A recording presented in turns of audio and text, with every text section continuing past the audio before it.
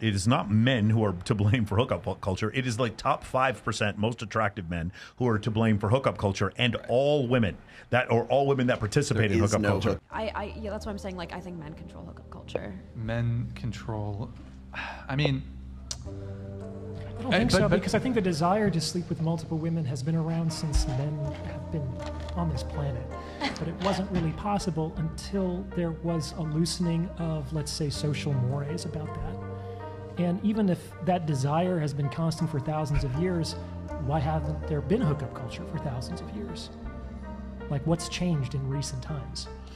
Well, like she put it out, the sexual revolution. feminism. You can say it for Oh, God. feminism.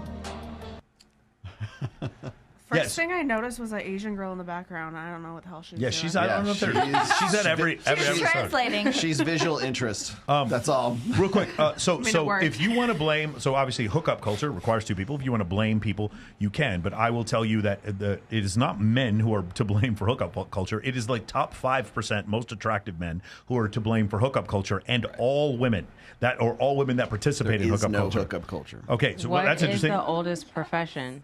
Wait, Rolla, what do you What mean? is the world's oldest profession? It's probably carpentry. But go ahead. What did you? You're probably right. Mary Magdalene. Come to think of it, you are correct. Mary sir. Magdalene. Exactly. Probably hunting. I'm going to guess it's the older profession. Go ahead. They didn't make money. You don't believe in a hookup culture? No, well, I think, okay, so whenever you put the word culture on the end of another word, like you say grape culture, you put it bro culture, marriage culture, whatever, hookup culture. If you put culture at the end of anything as the sort of the suffix of the term, you make it endemic, meaning that like everybody's doing this, everyone is nailing each other, and there's this hookup culture where we just go on our phones, we just find some random bitch and we have sex, right? Incorrect. Statistically, provably, empirically, incorrect. The only guys who are involved in hookup culture are the guys we were just talking about a minute ago, the 9s and the 10s, who can participate in that. They constitute maybe about 4.5% of guys. But not all 9s and 10s are like that. Yeah, well, the thing is, but the ones that are. That's a great point. But the ones that are. And so when we talk about, when women want to talk about hookup culture, they want to talk about like how easy it is for guys to have sex. Yeah, the guys you want to fuck. The guys who do fuck, yes. The 80% guys, even the 20% guys, have a really tough time of it. If you're in the 80%, you're just basically invisible. What are you talking about? The guy at CBS stuck in the shelves. If what Farah had said was those top 5% of guys that I really find attractive, they are responsible for hookup culture. Justin Waller. I would say they're responsible for 50% of hookup culture, and women are responsible for the other 50% of hookup culture. You got the men, right? It takes that two. aren't that good looking, but they hide behind their money, or they lie about They having lead money. with their wallet. That could be it too, but to your point, if you look at it, it's like the average number of like sexual partners has been stayed the same, but there's a group of men at the top, like the top 5% of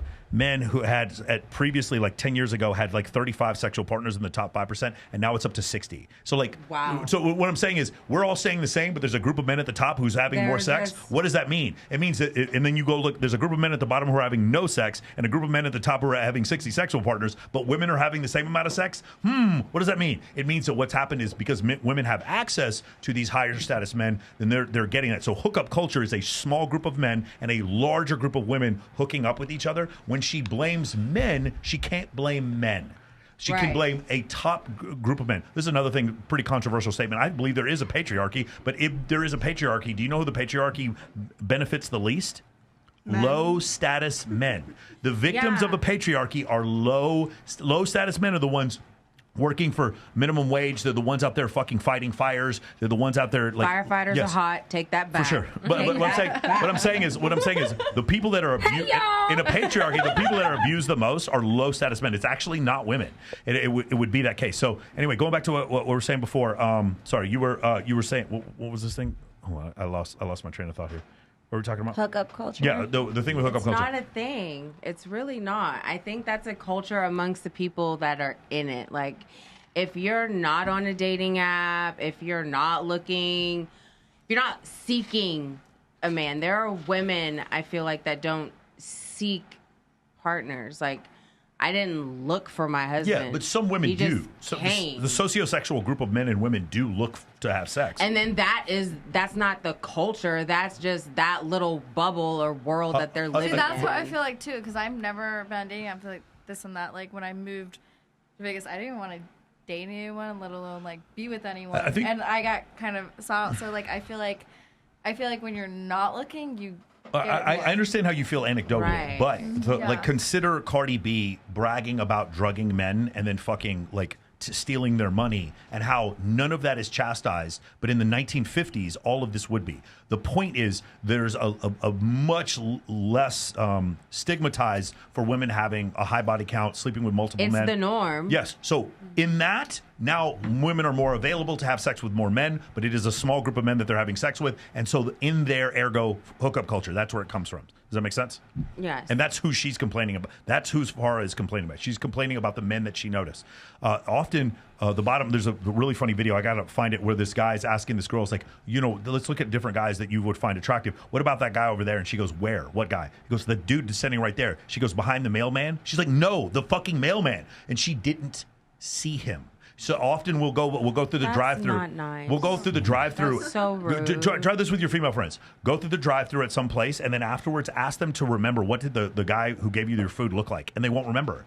Because She's women shallow. women have no Has reticular no. activation system for men that they don't find attractive. And so because they only notice the men they do find attractive, then all men are players. No, they're not. Most men can't cheat. Yeah, you'll remember the guy that drives up in the Lamborghini and For what sure. his eye color was and how tall he was. Definitely won't if he was a douche.